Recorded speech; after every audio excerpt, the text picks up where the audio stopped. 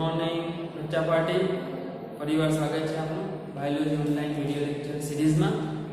આશા છે કે તમે બધા મજામાં છો અને ઘરે પૂરેપૂરું સ્ટડી પર કોન્સન્ટ્રેટ કરી રહ્યા છો। આજે આપણે ચેપ્ટરમાં આગળ એક બીજા સમુદાય વિશે અભ્યાસ કરવા જઈ રહ્યા છે, જે છે મૃદુકાય। લાસ્ટ ટાઈમ આપણે આગળના વિડિયો લેક્ચરમાં સંધિપાત સમુદાય વિશે અભ્યાસ કર્યો, જે દુનિયામાં અથવા તો જૈવિક સૃષ્ટિમાં જોઈએ સૌથી મોટા સમુદાય તરીકે કન્સિડર કરવામાં આવ્યો, કારણ કે લગભગ જેટલી જાતિઓ પ્રાણી સૃષ્ટિમાં છે એની 2/3 જાતિઓ સંધિપાત સમુદાયમાં આવે છે। જોકે એમાં પણ કીટક વર્ગ છે તે મહત્તમ પ્રાણીઓ સાથે પ્રથમ ક્રમાંક પર છે વર્ગ તરીકે સંધિપાત સમુદાયમાં। આજે એવો જે બીજા ક્રમ સૌથી મોટો સમુદાય જે છે તેનો આજે અભ્યાસ કરવા જઈ રહ્યા છીએ, અને તે છે આ મૃદુકાય। સૌથી મોટો બીજા ક્રમનો સમુદાય મૃદુકાય। નામ આપવા પાછળની એક વિશેષ રીઝન છે, જેનાથી આપણે ચર્ચા શરૂ કરીશું। ઇંગ્લિશમાં એને કહેવાય છે મોલસ્કા। તો મૃદુ શરીર ધરાવે, તેના શરીરની આપણે રચના જે જોઈએ તો એકદમ જ મૃદુ, કોમળ અને વાદળી સદૃશ શરીર રચના, અથવા તો ખાસ કરીને તમે એની જે સરફેસ છે ત્વચાની વાત કરો તો એકદમ જ સોફ્ટ અને સ્પોન્જી ટાઈપની હોય છે, શરીર રચના ધરાવે છે અથવા ધરાવતા પ્રાણીઓનો સમૂહ છે એટલે મૃદુકાય। અને તો અહીંયા એક સૌથી મોટી વિશેષતા છે, લગભગ બીજા કોઈ પ્રાણી પાસે આટલી કોમળ અને વાદળી સદૃશ ત્વચા હોતી નથી, પણ સામે જો ત્વચા આટલી કોમળ હોય તો બહાર પછી એક પ્રકારે વિશેષ સુરક્ષાની પણ જરૂર પડે, અને એ સુરક્ષા માટે કેલ્શિયમ કાર્બોનેટનું બનેલું એક બહુ જ વિશેષ અનન્ય કવચ આ પ્રાણીઓ ધરાવે, જે પણ બીજા કોઈ પ્રાણીઓ પાસે નથી। તો તેને પણ એક બહુ મોટી વિશેષતા તરીકે આપણે લઈ શકીશું મૃદુકાય સમુદાયની, કે મૃદુ ત્વચા ધરાવે અને બહારની તરફ કેલ્શિયમ કાર્બોનેટનું સખત કવચ ધરાવે છે, જે સુરક્ષાત્મક સ્તર તરીકે કામ કરે છે। અને તમે ઘણીવાર આવા દરિયા કિનારેથી છીપ, શંખ વગેરે જેવા જે ચીજ વસ્તુઓ કલેક્ટ કરો છો, વાસ્તવમાં જે ચીજ વસ્તુઓ છે તે મૃદુકાય છે। જ્યારે તેઓ દરિયાની અંદર હતા, પાણીના સ્ત્રોતમાં હતા, તેઓની અંદર એક જીવન હતું, ત્વચા એકદમ સોફ્ટ હોય ને જેની એવું, પણ જ્યારે તેઓ મૃત થઈ જાય ત્યાર પછી આપણે આવા ઘટકોને, તેના આ જે કવચ છે એને ઇસ્તેમાલ કરીએ છીએ અલગ અલગ પર્પઝ માટે, ક્યારેક એને સુશોભન માટે, તોરણ બનાવવા માટે, નાનપણમાં આપણે એ કડીઓ રમવા માટે યુઝ કરતા, શંખ ભગવાનની આવતી વખતે શંખ નાદ કરવા માટે, અને એકદમ પ્રાચીન હિસ્ટ્રીથી આ શંખનાદ જોડાયેલો છે। જ્યારે પણ યુદ્ધ આરંભની ઘોષણા થતી, યુદ્ધ અંતની ઘોષણા થતી, ત્યારે શંખનાદ કરવામાં આવતો। તો આ તમામ પ્રકારની જે બનાવટો છે, જે ઘટકો છે, જે વસ્તુઓ છે, તે એકચ્યુઅલી આપણને આ મૃદુકાય પ્રાણીઓમાંથી ઉપલબ્ધ થઈ છે। જઈશું તેઓના વસવાટ તરફ। વસવાટમાં બંને ઓપ્શન છે, કેટલાક સ્થલજ પ્રકારના છે તો કેટલાક જલજ પ્રકારના છે। જલજ છે તો બંનેમાં પોસિબલ છે, ખારા પાણીમાં એટલે કે મરાઇન વોટર બી કહી શકીએ, તેમજ મીઠા પાણીમાં, મતલબ કહી શકીએ કે વસવાટમાં તેઓ પાણી અને જમીન બંને પર રહી શકે એવા છે। પણ જે જાતિ જમીન પર રહેતી હોય તે જમીન પર જ રહી શકે, અને જે જાતિ પાણીમાં રહેતી હોય તે પાણીમાં જ રહી શકે। આપણે એવું નથી વિચારવાનું કે તે બંને જગ્યાએ રહી શકે, એવો તો ખાલી એક જ આપણી પાસે પ્રાણીઓનું જૂથ છે, ઉભયજીવી। કદાચ તમે આગળના ધોરણમાં ભણી ગયા છો, અને એથી જ તો એને નામ ઉભયજીવી આપેલું। સ્વાભાવિક છે તમને દેડકો યાદ આવી ગયો હશે, ફ્રોગ। તો એ દેડકો જલજ જીવન અને સ્થલજ સ્થલજ જીવન બંને માટે અનુકૂલિત રચના ધરાવે છે. તો એવું ખાલી સ્પેસિફિકેશન આપણે ઉભયજીવીમાં લઈશું. અહીં ધ્યાન રાખજો કે જે સ્થલજ વસવાટ કરે તે સ્થલજ અનુકૂલન ધરાવે, જે જલજ વસવાટ કરે તે માત્ર જલજ અનુકૂલન ધરાવે છે. જેનું આયોજનમાં શરીર રચના ને ધ્યાનમાં લેતા, તેની ભ્રૂણ વિદ્યાને ધ્યાનમાં લેતા તેઓની અંદર સ્વાભાવિક છે અંગતંત્રસ્તરીય આયોજન છે. આ સિવાય ત્રિગર્ભસ્તરીય પ્રકારના છે. ત્રિગર્ભસ્તરીય એટલે હવે દેહકોષ્ઠો પ્રોબેબલી દરેક સમુદાયમાં જોવા મળશે જ. પ્રાથમિક રીતે બેટા આપણે ક્યાં જોયું હતું? હું તમને પૂછું કે પ્રાથમિક રીતે દેહકોષ્ઠી પ્રાણીઓ કોણ? તો તમારો જવાબ આવવો જોઈએ તો સૂત્રકૃમિ. સૂત્રકૃમિથી હવે આગળ લગભગ બધા સમુદાયમાં દેહકોષ્ઠી હાજર હશે જ હશે. તો ત્રિગર્ભસ્તરીય છે, દેહકોષ્ઠીય છે, દેહકોષ્ઠ ધરાવે છે. સંમિતિની વાત કરી લઈએ તો આ સમુદાયના પ્રાણીઓ દ્વિપાર્શ્વીય સંમિતિ ધરાવે છે. હવે તો તમારા દિમાગમાં એકદમ સેટ થઈ ગયું છે કોણ દ્વિપાર્શ્વીય ધરાવે છે, કોણ અરીય ધરાવે છે. મોટાભાગના દ્વિપાર્શ્વીય વાળા છે, બહુ જ ઓછા હતા જે અરીય વાળા છે. એટલે ખાસ તમારે અરીય સંમિતિ ધરાવતા પ્રાણીઓનો ડેટા યાદ રાખવાનો છે. એના સિવાયના બધા મૂકી દેવાના દ્વિપાર્શ્વીય સંમિતિ. ઓકે, જઈશું હવે એની દેહ રચના પર. તો બહુ જ વિશેષ રૂપે એનો દેહ બનેલો છે બેટા. એક અહીંયા ડાયાગ્રામ દ્વારા મેં લાક્ષણિક મૃદુકાયની શરીર રચના સમજાવવા પ્રયાસ કર્યો છે. તો અહીંયા તમે જોઈ શકો છો અંદરના ભાગમાં તેનો દેહ છે. જે બહારની સપાટીની ત્વચીય સપાટી ખૂબ જ સોફ્ટ, મૃદુ અને વાદળી સદૃશ હશે. આ જે ફરતે છે તેને એને કવચ બતાવેલું છે. આ કવચ ને હમણાં જે વાત કરી રહ્યો હતો કેલ્શિયમ કાર્બોનેટનું બનેલું કવચ. એ કવચની અધઃ સપાટી પર એક બહુ જ વિશેષ પ્રકારની બીજી આવરણની રચના હોય છે, જેને આપણે નામ આપશું મેન્ટલ લેયર. આ મેન્ટલનું ગુજરાતી કરવાનું છે આપણે પ્રાવાર. આ પ્રાવાર એની બાહ્ય સ્તરીય રચના છે, જે પણ સમજી લો કે કેલ્શિયમ કાર્બોનેટના કવચ સાથે સંકળાયેલ છે અને સુરક્ષાત્મક ભૂમિકા ભજવે છે. તે મેન્ટલ કીડી અહીંયા છે અને શરીર રચના અહીંયા છે. તો એની વચ્ચેનો આ જે અવકાશ બંને બાજુ તમે જોઈ શકો છો. આ અવકાશને નામ આપવાનું છે આપણે પ્રાવાર ગુહા. શું કહીશું? પ્રાવાર ગુહા. બહુ ઇમ્પોર્ટન્ટ રચના છે બેટા. જેમ આગળ આપણે જલનલિકા તંત્ર વહન કરી ગયા, આંત્ર પરિવહન ગુહા સ્ટડી કરી ગયા, તો એ બધાની સંદર્ભમાં આને પણ વિચારો.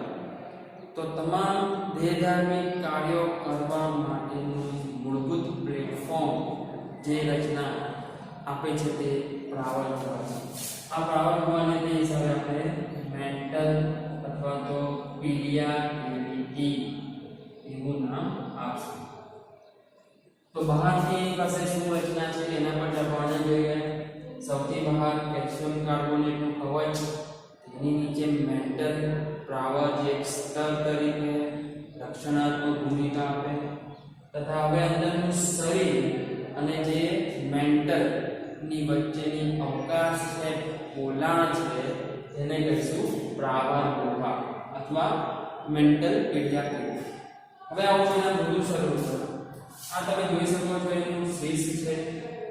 તો સંધિપાતની જેમ આ સમુદાયને પણ આપણે શીર્ષ પ્રાધાન્ય સમુદાય તરીકે ઓળખીએ. બીકોઝ સંધિપાતથી પ્રથમવાર શીર્ષની રચના અલગથી વિભેદિત થઈને આપણને જોવા મળે. અહીં પણ શીર્ષ અલગ છે. પછી આ જે રચના તમે જોઈ રહ્યા છો એ પણ બહુ વિશેષ છે, જેને આપણે કહીશું વાઇસરલ અંગ. શું કહીશું? વાઇસરલ અંગ. તેના બે ત્રણ નામ છે. આપણે અંતરક કકુદ તરીકે બી ઓળખાય છે. આ સિવાયને અંતરાલી દ્રવ્ય તરીકે પણ ઓળખાય છે. આમાં અલગ અલગ નામ તેના માટે આપણે યુઝ કરવાના છે. કંપના લીધે ક્યારેક ક્યારેક ગુજરાતીમાં કુંદ તરીકે પણ ઓળખવામાં આવે છે. તો આ રચના જે જોઈ શકો છો એમાં તેમના શરીરના મોટા ભાગના દેહધાર્મિક તંત્રો સેટ થયેલા છે, હાજર છે. તેને વાયસરહમ, અંતરક પ્રકુદ, અંતરાલી દ્રવ્ય કે કુંદ જેવા નામથી ઓળખવામાં આવે છે. અને નીચે આ જે રચના તમે જોઈ શકો છો તે છે એનો સ્નાયુ પાય, મસ્ક્યુલર ફૂટ, જે તેને હલનચલન પ્રચલનની ક્રિયામાં મદદ કરવા માટેની રચના છે. તો મૂળભૂત રીતે એના જો મૃદુ શરીરની તમે વાત કરો, એ મૃદુ શરીરના 3 વિશેષ રચનાઓ અથવા અંગો આપણે ડિસ્કસ કરી શકીએ. સૌથી આગળ શીર્ષ છે, વચ્ચે કઈ લીધું છે અંતરંગ કકુલ, સૌથી છેલ્લું જે સ્નાયુ પાય. બરાબર, આ 3 ભાગો એની અંદર બહારથી બાહ્યાકારના લક્ષણોના આધારે આપણે નોટિસમાં લઈ શકીએ. શીર્ષ, વાયસરહમ અને સ્નાયુ. તો આવી હોય છે એનું શરીર રચના. આશા છે તમને સમજાઈ ગયું. મેન્ટલ કેવિટી વધારે યાદ રાખજો, તે મુખ્ય રચના તરીકે છે. અહીં આ પ્રાવર ગુહા જે મેં અહીંયા દર્શાવ્યું છે તે શું છે એ પણ તમને સમજાઈ ગયું. અને જેમ કહી રહ્યો તે દેહ ધાર્મિક જે ક્રિયાઓ છે તે માટેનું પ્લેટફોર્મ તૈયાર કરે છે. પ્લેટફોર્મ મતલબ કે તેની અંદરથી મોટા ભાગની દેહધાર્મિક ક્રિયાઓ કરવા માટેની ફેસિલિટી કે વ્યવસ્થા ઊભી થવાની છે. તો ચલો હવે જોઈએ આપણે દેહધાર્મિક કાર્યો, જેમાં એનું પણ વર્ણન સાથે સાથે જોતા જઈશું કે તેનો શું ફાળો છે. સૌથી પહેલા પાચનની વાત કરીએ. સ્વાભાવિક છે, હવે ઘણા આગળ આપણે નીકળી ગયા છે વિકાસના તબક્કે. તો અહીંયા સંપૂર્ણ પાચનમાં ધસે જશે. બહિર્કોષીય, અંતઃકોષીય બંને પ્રકારના પાચન હશે. વિશેષ જે અહીં કવર કરવાનું છે કે ખોરાકને ચાવવા અને ભરડવા માટેની એક વિશેષ રચના તેઓની મુખ ગુહામાં છે. અને કરવત જેવી મુખ ગુહા ધરાવે છે. એવી કરવત જેવી મુખ ગુહા ધરાવે છે. તેની અંદર રેત્રિકા, જેને રેડ્યુલા પણ કહેવાય, એ રેત્રિકા નામની રચના જે મોજૂદ છે તેને તમે કીધું ચાવવા કે બોલો ભરડવાની ક્રિયા માટે ખાસ હાજર છે. આ સિવાય ઘણી એવી પાચક ગ્રંથિઓ પણ તેની અંદર સુવિકસિત હોય છે, જેવી રીતે સંધિપાતમાં હતી. કાર્બોહાઈડ્રેટ, પ્રોટીન અને લિપિડ, આ 3 ઘટકનું પાચન કરે તેવા પાચક ઉત્સેચકો સાથેનો પાચક રસ પણ તેઓ સ્ત્રાવ કરતા હોય છે, બનાવતા હોય છે. પણ વિશેષ જે યાદ રાખવાની છે રચના આપણે રેત્રિકા, જે ફર્સ્ટ ટાઈમ એક્સક્લુઝિવલી મૃદુકાય માટે જ આવી છે. જોઈએ શ્વસન પર, તો જલજ સ્ત્રોતમાં રહેતા હોવાને કારણે હવે તમને ઝાલરોનું નિર્માણ જોવા મળશે. તો અહીંયા જોઈ રહ્યા છો શીર્ષની પાછળ અધો સપાટી પર, નીચેની સપાટી પર અંતરાલી દ્રવ્ય સાથે સંપર્કમાં રહેતી આ ઝાલરોને દર્શાવે છે. અને આ ઝાલરો દ્વારા તે પોતાનું શ્વસન મેનેજ કરે. ઝાલરોને ગિલ્સ તરીકે પણ ઓળખવામાં આવે છે. અને ઝાલર એકમાત્ર એવી રચના જેના લીધે પાણીમાં ઓગળેલો ઓક્સિજન લે છે અને CO2 ને દૂર કરે છે. તો શ્વસન માટે ઝાલરની રચના યાદ રાખો. જઈએ છે ઉત્સર્જનમાં. તો ઉત્સર્જન માટે વિશેષ રીતે કોઈ સ્પેસિફિક રચના હજુ આવી નથી. તો અહીંયા ઉત્સર્જન પણ તે ઝાલરો દ્વારા જ મેનેજ કરે છે. લગભગ સમજો આપણે તો જલજ પ્રાણીઓ છે. જલજ પ્રાણીઓ એમોનિયા ઘટક બનાવે ઉત્સર્ગ દ્રવ્ય તરીકે. તો એ એમોનિયાનો શરીરમાંથી સીધો નિકાલ આ ઝાલરો દ્વારા જ કરે. મતલબ ઉત્સર્જન અંગ તરીકે પણ ઝાલરો યાદ રાખીશું. અને પોતાના નિવાસ સ્થાનને અનુરૂપ તેઓ એમોનિયાનો ત્યાગ કરે છે ઉત્સર્ગ દ્રવ્ય તરીકે. આથી આપણે એમોનિયા ત્યાગી કહી શકીએ. પરિવહન તો ડેટા તમારી પાસે છે જ. બે જ સમુદાયો ભણ્યા છે આપણે, જે ખુલ્લું પરિવહન તંત્ર ધરાવે છે. એક આનાથી આગળ જોઈ ગયા સંધિપાદ, અને આ બીજો ઋતુકાળ.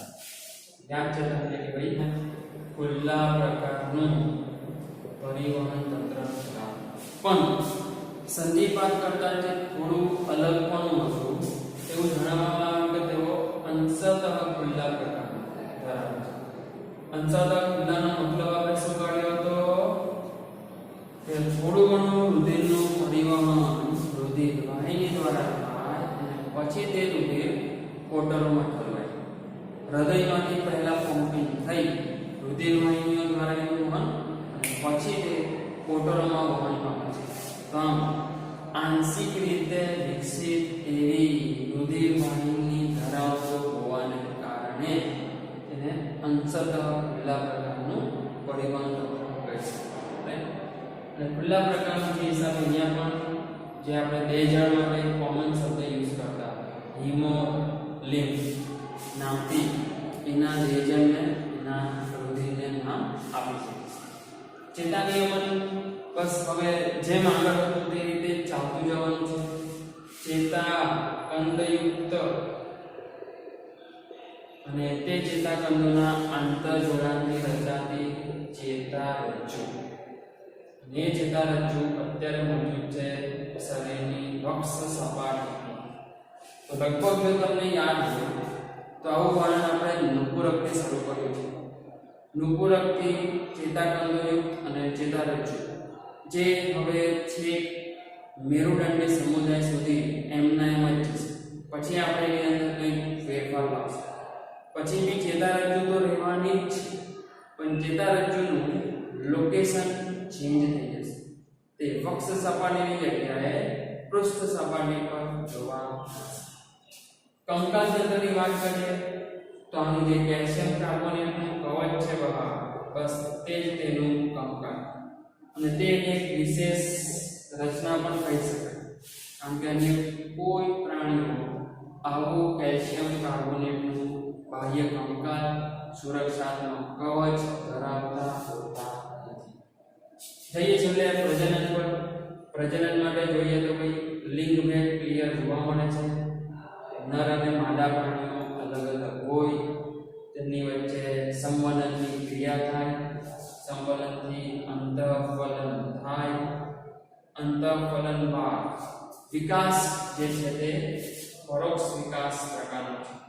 મતલબ કે ડિમ્બાવસ્થા આવશે અને એ ડિમ્બ મેટામોર્ફિઝમની ઘટના દ્વારા પુખ્ત જેવા દેખાતા પ્રાણીમાં રૂપાંતરિત થશે ધીરે ધીરે. ખાસ અંડપ્રસવી પ્રકારના પ્રાણીઓ છે. ઈંડા મૂકે છે, અંડપ્રસવ કરે છે અને અંડપ્રસવમાંથી બાળક યોગ્ય સમયે પરિપક્વતાના સમયે બહાર આવે. બહાર આવ્યા પછી એમાં પરોક્ષ વિકાસ જોવા મળશે. મતલબ ત્યાં ડિંબનો પહેલા જન્મ થાય અને ડિંબમાંથી કાયાંતરણ થતા થતા પુખ્ત પ્રાણી જેવી દેહ રચનાને ધારણ કરશે. તો આ પ્રજનનની વિશેષતાઓ. જઈએ થોડા લાક્ષણિક ઉદાહરણો પર કે મૃદુકાયમાં કયા કયા પ્રકારના પ્રાણીઓ. તો જે પણ મેં વસ્તુઓની યાદ કરી હતી કે સંખ છે, છીપ છે, કોળી છે, આ બધા જ કોઈને કોઈ પ્રકારનું મૃદુકાય. જેમાં સૌથી પહેલું જ આપણી પાસે પાયલા. એ પાયલાને એપલ સ્નેલ તરીકે ઓળખવામાં આવે છે. અને આ જ પાયલા એટલે તમારી કોળી, જેને આપણે રમતગમતમાં યુઝ કરતા. બીજું એક છે મોતી છે. સાંભળ્યું તમે દરિયામાંથી આપણને મોતી મળે, તો એ મોતી એક સજીવ બનાવે છે અને એ સજીવ મૃદુકાય સમુદાયનું છે, જેને પર્લ ઓયસ્ટર એવું પણ નામ આપીએ છીએ. ગુજરાતીમાં મોતી છીપ કહીએ. સાયન્ટિફિક નેમ છે એનું પિંટાડા. શું છે? પિંટાડા. નેક્સ્ટ એક છે સેપિયા.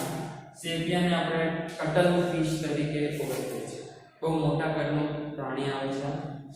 એક બીજું છે લોલીપોપ, જેને સ્ક્વિડ તરીકે પણ યાદ રાખીએ. એક છે દંતકવચ, જે ડેન્ટેરિયમ તરીકે ઓળખાય છે.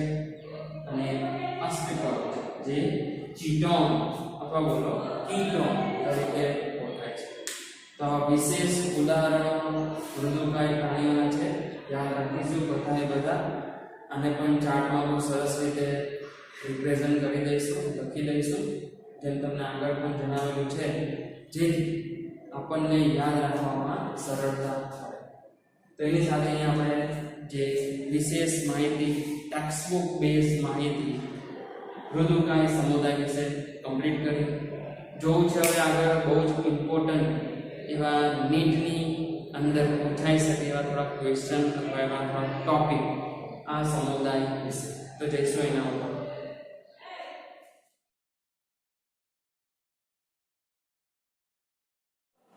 તો ફ્રેન્ડ્સ, આપણે મૃદુકાય સમુદાય વિશે અભ્યાસ કરી રહ્યા છે.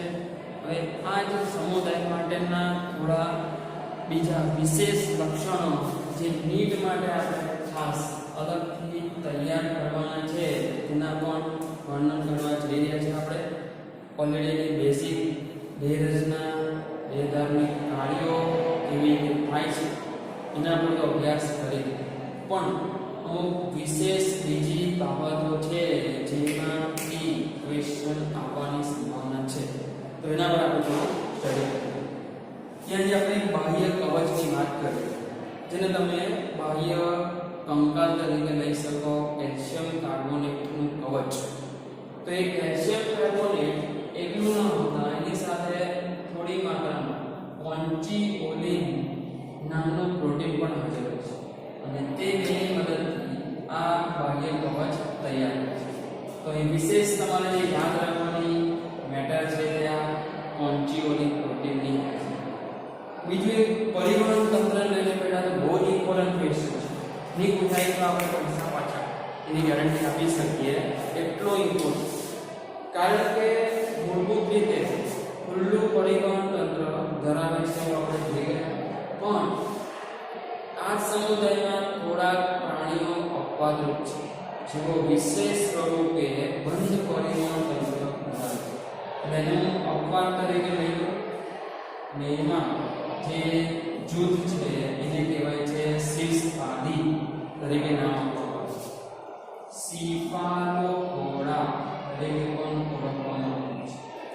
અને બહુ સરળતાથી આપણે એનો મતલબ પણ સમજી શકીશું. શીર્ષપાદી કે પોતાનું જે શીર્ષ છે તેની ફરતે ઉપાંગો ધરાવે એવા પ્રાણી.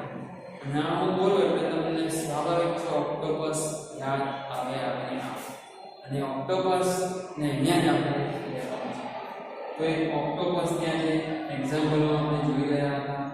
બીજું એક સેપિયા નામનું પ્રાણી જોઈ રહ્યા હતા. તો આ પ્રાણીઓ વિશેષ સ્વરૂપે ખુલ્લું નહીં પરંતુ બંધ પરિવહન તંત્ર ધરાવે છે. તો બહુ ઇમ્પોર્ટન્ટ યાદ રાખશું, શીર્ષપાદી પ્રકારના મૃદુકાય પ્રાણી. બંધ પરિવહન તંત્ર આવ્યું છે તો એમની અંદર વિશેષ પ્રકારના શ્વસન રંજક દ્રવ્યની હાજરી પણ જોવા મળી રહી છે. અને આ એક રંજક દ્રવ્ય છે જે આપણે સંધિપાકમાં સ્ટડી કરી રહ્યા છીએ. બોલો, તમે ગેસ કરો.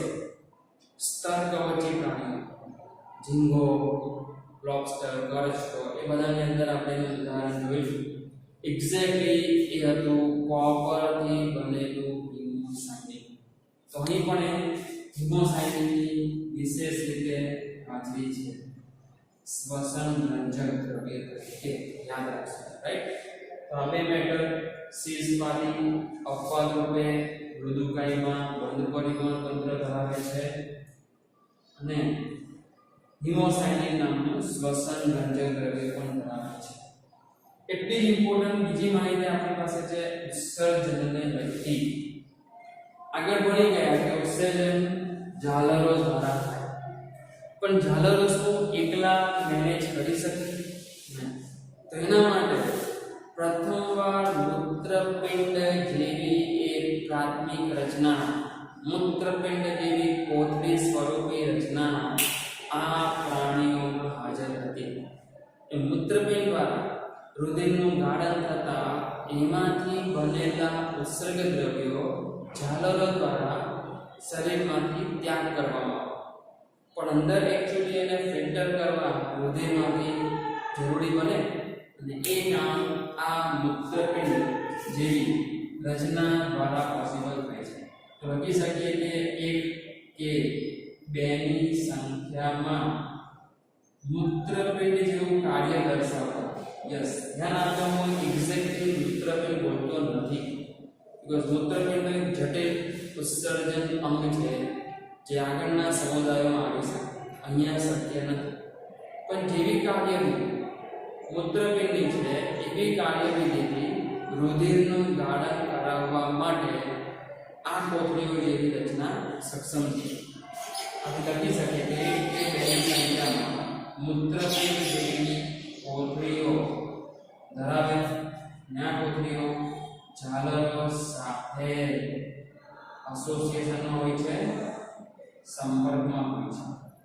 આથી જેવા ઉત્સર્ગ દ્રવ્યો તૈયાર થાય અને ઝાલરો દ્વારા દૂર કરવામાં આવે.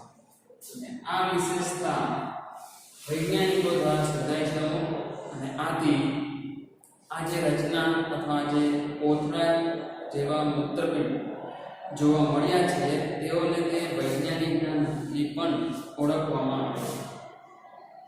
અને આ જે ક્વેશ્ચન જે બેટા વારે વારે પૂછાઈ કરતા હોય છે, ભોજનનું અંગ તરીકે ઓળખાય છે. તો અહીંયા ક્વેશ્ચન સીધા રીતે આવતા હોય છે. ભોજનનું અંગ એ નીચે પૈકી કયા અંગ સાથે અથવા તો કઈ દેહધાર્મિક ક્રિયા સાથે સંકળાયેલી રચના છે? અથવા પૂછે ભોજનનું અંગ નીચે પૈકી કયા સમુદાયની વિશેષતા છે?